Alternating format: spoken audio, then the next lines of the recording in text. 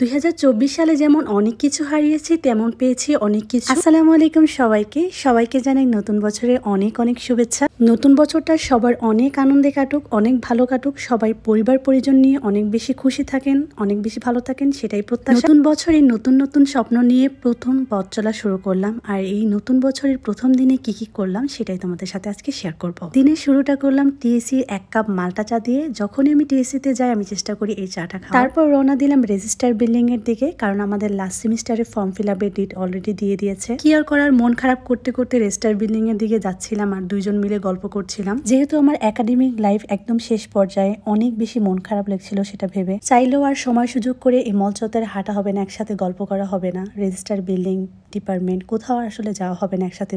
তো এটা ভেবেই আমার অনেক বেশি মন খারাপ লাগছিল। যাই হোক, হাঁটতে হাঁটতে চলে আসলাম সোনালী ব্যাংকে।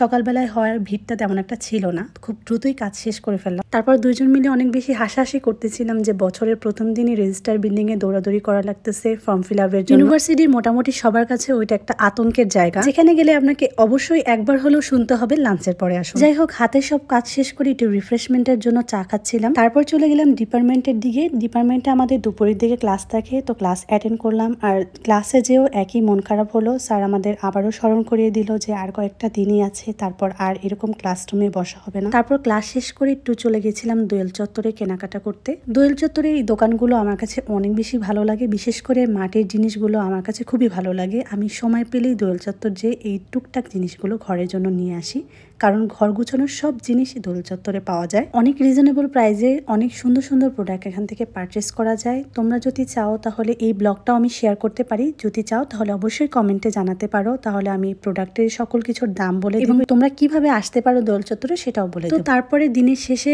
ইউনিভার্সিটির বাসে করে বাসায় ব্যাক করছিলাম, আর বাসে দেখলাম একটা আপু এরকম ঝিলিমিলি বেলুন নিয়ে বসে আছে। দেখে আমার কাছে অনেক বেশি কিউট লাগছিল, তাই একটু ক্যাপচার করে নিলাম। এই তো বছরের প্রথম দিন এভাবেই কাটালাম। তোমাদের বছরের প্রথম দিনটা কেমন কাটলো কমেন্টে জানাতে পারো, আর নতুন বছরটা তোমাদের অনেক ভালো কাটুক সেই প্রত্যাশা রইল।